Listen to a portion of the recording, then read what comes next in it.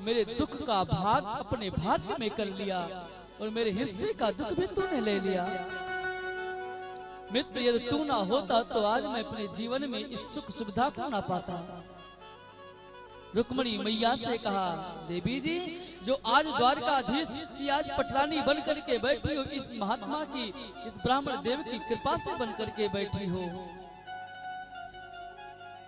उसके बाद में भगवान ने पूछा, मित्र ये बताओ, तुमने शादी विवाह किया कि नहीं किया? विद्यालय में खूब विरक्त बन करके रहते थे कि बाबा बनूंगा, सन्यासी बनूंगा, तुमने विवाह शादी किया कि नहीं किया? सुदामा जी महाराज ने कहा कि प्रभु आपके आशीर्वाद से,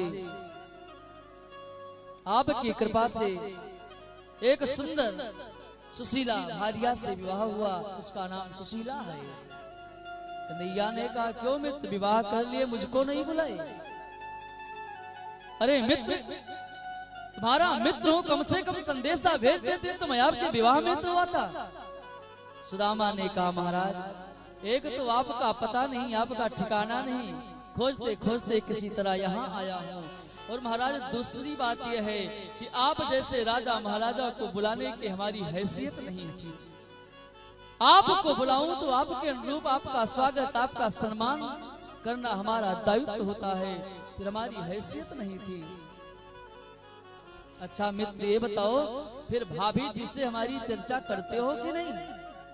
सुदामा ने कहा, मित्र सच्ची बात बताऊं, तुम्हारी भाभी ने ही मुझे आपके पास भेजा है। कन्हैया ने कहा, अच्छा भाभी जी मुझे जानती हैं? सुदामा ने कहा, मित्र मुझसे ज्यादा जानती हैं, इसीलिए तो भेजा है। अच्छा तो ये बताओ मित्र, मेरी भाभी ने मेरे लिए कुछ दिया है कि नहीं? अब सुदामा जी महाराज ने सोचा, इस राजघराने में अनेक सेवक, अनेक दास दासियां खड़े हैं हाथ जोड़ करके, और इन सब के बीच में निकाल करके वो फटे पुराने चावल की पोटली दूं कि तेरी भाभी ने दिया है, तो हमारी बहुत बड़ी बेइज्जती होगी। और फिर मैं इसके सामने कैसे ये पदार्थ दूं जिसकी रसोई में मैं 56 भोग खा करके आया हूँ, जिसको मैं स्वप्न में भी नहीं देखा, उसके सामने मैं इस चावल के कंकड़ को कैसे दे दूं, चावल के तंदूल को कैसे दे दूं? अपने कांख में दाबते हुए इस पोटली को छिपा रहे हैं।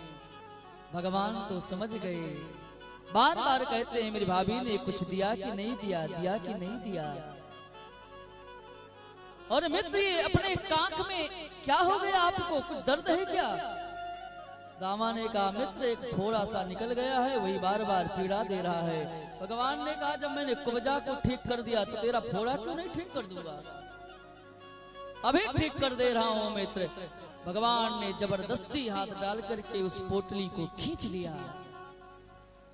कई तरह से फटा हुआ, कई तरह से लिपटा हुआ, उसको खोला तो उसमें चावल के कण थे। ऐसा देखने से प्रतीत होता है कि चावल कई घरों से मांगे हुए थे, क्योंकि जिस जिस घर से चावल आए थे वो दूसरे दूसरे प्रकार के थे। भगवान ने अपने मन में विचार किया, सुदामा तेरे घर की इतनी दयनीय दशा तूने कभी याद नहीं किया? अष्ट रानियां खड़ी हैं भगवान के सामने। भगवान ने सबको इशारा किया, देखिए ये ब्राह्मण हैं, ये ब्राह्मण देवता हैं। अपने दुख को यहाँ पर भी पहुँचने के पास में मेरे से व्यक्त नहीं किया, अपने दुख को छिपाने का प्रयास कर रहे हैं।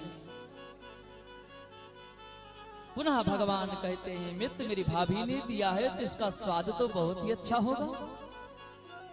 मित्र इतना सुंदर उपहार लेकर के आए हो और मुझसे आप छिपा रहे हो।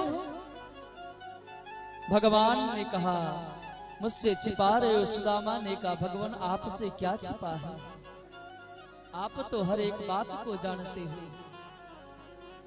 भगवान आपसे कुछ नहीं कोई छिपा सकता। भगवान ने तुरंत एक मुट्ठी चावल को निकाल करके और उसको खाया और संकल्प कर दिया, सुदामा को एक लोक का सुख दान कर दिया। भगवान के संकल्प से ही तो सब कुछ होता है। दूसरा मुट्ठी चावल निकाल करके भगवान ने खा करके भगवान ने 2 लोक का सुखदान कर दिया। अब तो समस्त रानियां खड़ी हैं, कोई किसी को कुछ नहीं पता, लेकिन रुक्मिणी मैया को तो सब पता है क्योंकि लक्ष्मी की अवतार है। तीसरी मुट्ठी चावल निकाल करके खाने जा रहे थे। रुक्मिणी मैया ने सोचा भगवान आज इतने प्रेम में बह गए कि 2 लोक का सुख दे दिया और 3 लोक का सुख दे करके सुदामा को कृष्ण जैसा बना देना चाहते हैं और स्वयं सुदामा जैसा हो जाना चाहते हैं। इसलिए तुरंत हाथ पकड़ लिया। भगवान एक ब्राह्मण देवता की प्रसादी है, अकेले अकेले खा जाओगे, हम सबको नहीं दोगे क्या? भगवान समझ गए। भगवान ने कहा जाओ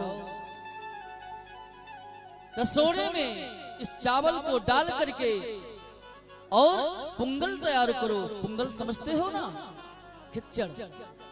खिचड़ी तैयार करो और पूरे द्वारिका में इस खिचड़ी को प्रसाद स्वरूप बंटवाओ, क्योंकि एक ब्राह्मण का प्रसाद है, एक ब्राह्मण का प्रसाद है। बड़े सौभाग्य से जीवन में ऐसे प्रसाद मिलते हैं। और पूरे द्वारिका में खिचड़ी बनवा करके उसी चावल में वो भी डाल करके खिचड़ी का प्रसाद बंटवाया गया। आज भी आप लोग जाएंगे द्वारिका क्षेत्र में, गुजरात क्षेत्र में 56 भोग लगेगा तो भगवान के सामने उसमें खिचड़ी का भोग जरूर लगता है। और शाम के समय प्रायः भगवान का खिचड़ का भोग लगता है, वही प्रसादी सभी लोग पाते हैं। तभी से महिमा खिचड़ी की हो गई। थाली भरकर लायो खिचड़ी, ऊपर घी की बाट की, श्याम धनी तो जामा ताड़ा, जमावे बेटी श्याम की। तभी से भगवान को खिचड़ी अति प्रिय हो गई। उसके बाद में सुदामा का सर नीचे है, क्योंकि छोटे छोटे चावल के कंकड़ फटे पुराने वस्त्र में देख करके सुदामा ने सोचा अब तो हमारी बेइज्जती हो गई ना। भगवान ने सोचा अब क्या किया जाए इनको हंसाने के लिए। भगवान ने कहा मित्र आए हो, लेकिन मेरे बारे में आप कुछ नहीं जानना चाहोगे?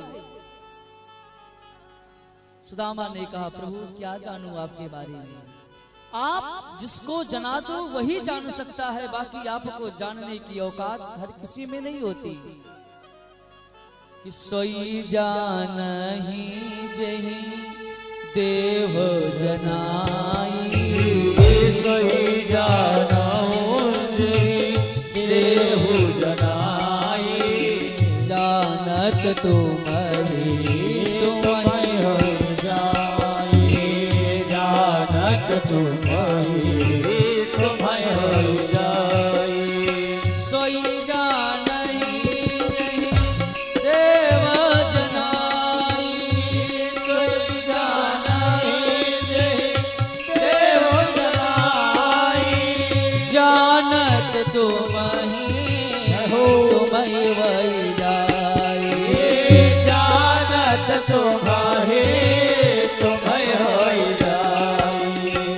और तुम्हीं को जाने निहारा, और तुम्हारी को जान निहारा, विधि हरि शंभु नचाव निहारा, तुम्हें हर काम नचाव निहारा, विधि हरि शंभु नचाव निहारा, विधि हर काम नचाव निहारा। भगवान जिसको जना दे भगवान को वही जान सकता है। बाकी शेष महेश गणेश दिनेश ताहि निरंतर ध्यावे। और वही कन्हैया यदि ग्वालों को जानना चाहता है तो ताहि अहीर की छोहरिया पर छचिया भर पे नाच नचावे। तो कन्हैया जिस पर कृपा करता है। लेकिन फिर भी पूछने पर सुदामा जी महाराज ने कहा ये बता कन्हैया आपका विवाह कैसे हुआ, किस प्रकार हुआ, ये सब तो बताओ, कितना विवाह हुआ।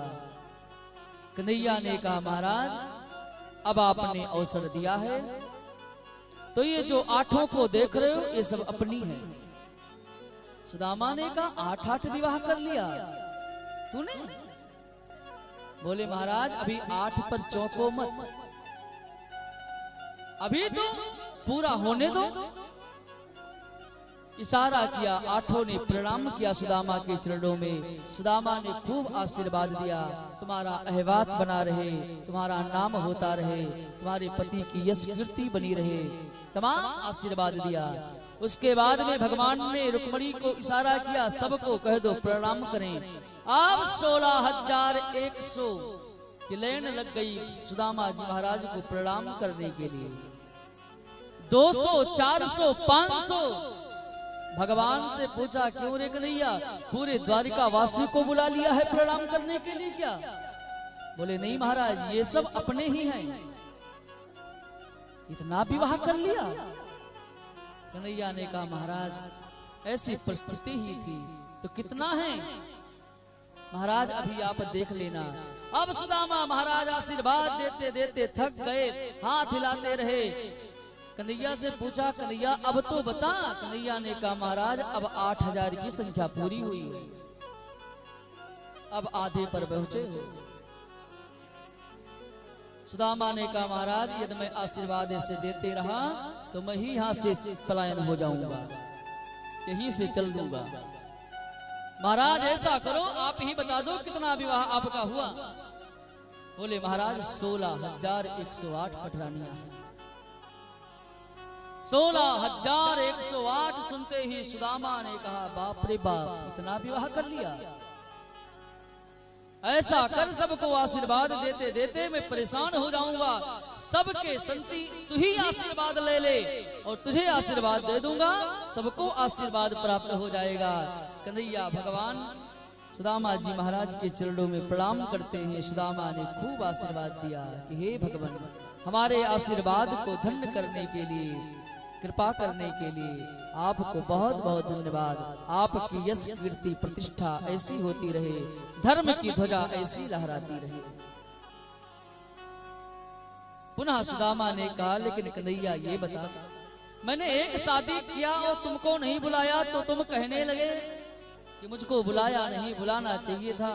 और तूने इतना शादी किया, इतना विवाह किया, एक भी विवाह में अपने मित्र को याद नहीं किया। अरे कम से कम लास्ट वाले विवाह में तो याद कर लेता। भगवान कृष्ण ने कहा मित्र यही तो बात है। क्या मित्र, मैं आपको जरूर याद करता, आप ही को नहीं, मैं अपने विवाह में किसी को नहीं याद कर पाया। क्यों? मित्र विवाह का पहले दिन रखा जाता है, तारीख निश्चित होती है, फिर कार्ड छपता है, अतिथियों को बुलाया जाता है, पुनः विवाह होता है। लेकिन मित्र दुल्हन पहले आ गई, विवाह बाद में हुआ। जहां से गए वहां से दुल्हन आ गई। महाराज इसलिए मैं किसी को बुला नहीं पाया। और प्रभु 16,108 तो ऐसे समय में विवाह हुआ कि विवाह के 5 मिनट पहले तक मुझे नहीं पता चला था कि मेरा विवाह हो जाएगा। मेरा विवाह ऐसे हुआ। ये सब पूरी बातें हुई। उसके बाद में सुदामा जी कुछ दिन महाराज वहीं पर व्यतीत करते हैं, कुछ दिन रहते हैं। प्रतिदिन नवीन नवीन स्वागत होता है, सुंदर सुंदर सेवकाई होती है। एक दिन सुदामा जी महाराज ने कहा कन्हैया अब मैं जाना चाहता हूँ। सुदामा जी महाराज विदा होते हैं और एकांत में पाकर के जब सोचा कोई नहीं है तो भगवान से सुदामा ने कहा कन्हैया तेरी भाभी ने चलते चलते तेरे लिए एक संदेशा दिया था। क्या? कि 1 मास 2 पाख में 2 एकादशी होय, सो प्रभु दीन दयाल ने नित्य प्रतिदिन ही मोहि। कन्हैया ने कहा मित्र मैं तुम्हारी दशा को देख करके ही जान गया और अपने नेत्र को बंद किया और मन से संकल्प लिया। और मानो अपनी भाभी सुशीला से कहने लगे भाभी जी कि होनी थी सो हो गई, अब ऐसी नहीं हो। भाभी तेरे भवन में नित्य द्वादशी अब होए, नित्य द्वादशी अब होए। भाभी जी जो होनी थी सो हो गई। अब तेरे भवन में प्रत्येक दिन द्वादशी उत्सव मनाया जाएगा। यानी एकादशी जब व्रत होता है तो दूसरे दिन खूब तैयारियां होती है कि कल व्रत था, आज पूरी कचौड़ी हलवा पूरी सब बनाया जाए खाने के लिए। भगवान ने कहा तेरे भवन में अब नित्य द्वादशी होगी, नित्य उत्सव ही उत्सव होंगे। सुदामा को विदा करते हैं।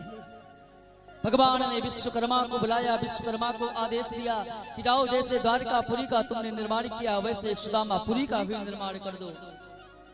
विश्वकर्मा आते हैं, निर्माण करते हैं, लेकिन मन में विचार किया कि जैसे द्वारिकापुरी वैसे ही निर्माण किया तो फिर द्वारिका की महिमा घट जाएगी, लेकिन उससे कम रखा।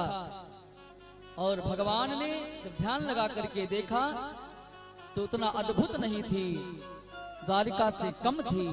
इसलिए विश्वकर्मा यानी भवन बनाने वाले को भगवान ने श्राप दे दिया कि तूने मेरे वचनों का उल्लंघन किया, इसलिए दूसरे के भवन को तो बनाओगे लेकिन जल्दी तुम अपने भवन को नहीं तैयार कर पाओगे। इसलिए 100 में कहीं 10 ऐसे राजगीर होते हैं, मिस्त्री होते हैं जो अपने भवन को बढ़िया से बना सकते हैं। बाकी किसी मिस्त्री के जल्दी अच्छे भवन नहीं देखे होंगे आप, दूसरे के तो बना देते हैं लेकिन स्वतः अपना नहीं बना पाते। कन्हैया का श्राप है। सुदामा जी आते हैं, देखा जहां पर मेरी कुटिया थी वहां पर सुंदर भवन खड़ा है, लगता है मेरे न जाने के बाद में किसी राजा ने कब्जा करके बना लिया। सुदामा मंदिर देख डरे, जहां थी मेरी सूनी मड़िया वहां कंचन महल खड़े, सुदामा मंदिर देख डरे। सुशीला ने अंदर से देखा मेरे पति देव भवन के चारों तरफ घूम रहे हैं, पहचान नहीं। तब तक सेवकाओं को भेजा जाकर के महाराज को लेकर के आओ। सुदामा जी महाराज को लेकर के आती है। सुदामा ने पूछा देवी जी आप कौन? क्योंकि भगवान की कृपा से सब कुछ बदल गया, स्वरूप बदल गया, जो कृष्ण शरीर था वो सब बदल गया, बड़े अद्भुत सब लगते हैं। सुशीला ने कहा महाराज आपने पहचाना नहीं, मैं आपकी धर्म पत्नी सुशीला हूँ, ये आपके बच्चे हैं। पूरी घटना को सुशीला ने बताया कि आपके जाने के बाद में भगवान की कृपा से जहाँ पर मेरी घास फूस की झोपड़ी थी, खाने को अन्न नहीं था, आज वहाँ पर कंचन महल सोने के भवन खड़े हैं और मेरे यहाँ कुबेर का भंडार हो गया भगवान की कृपा से। पूरा नगर स्वर्णमय है।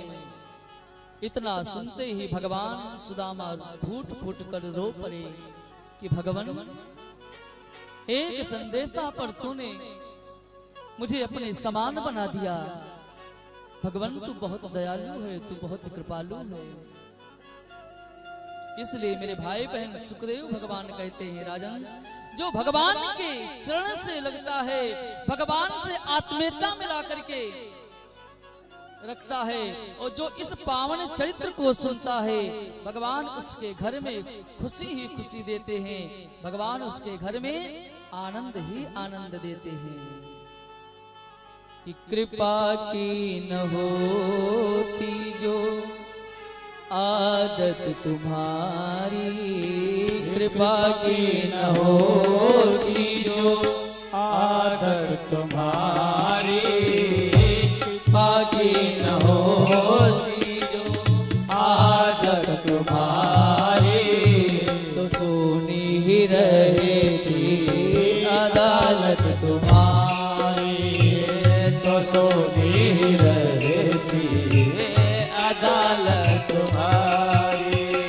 कृपा की न होती जो आदत तुम्हारी, कृपा की न होती जो आदत तुम्हारी, तो सोनी ही रहती अदालत तुम्हारी, तो सोनी रहती अदालत तुम्हारी।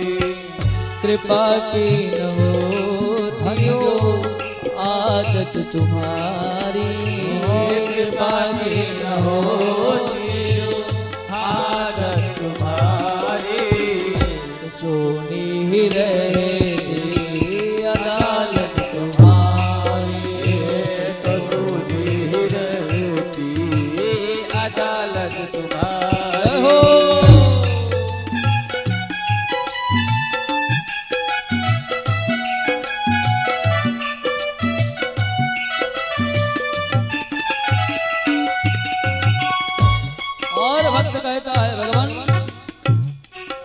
हम होते मुजिल न तुम होते हाकिम, न हम होते मुजरिम न तुम होते हाकिम, न हम होते मुजिल न तुम होते हाकिम, न हम होते मुजरिम न तुम होते हाकिम, न घर घर में होती इबादत तुम्हारी, न घर घर में होती इबादत तुम्हारी, कृपा की न होती जो आदत तुम्हारी, कृपा की न होती जो आदत तुम्हारी, तो सोनी रहती अदालत तुम्हारी, सोनी रहती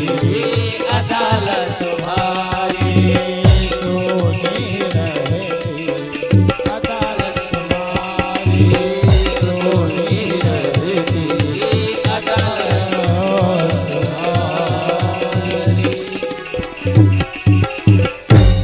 बोली द्वारिकाधीश भगवान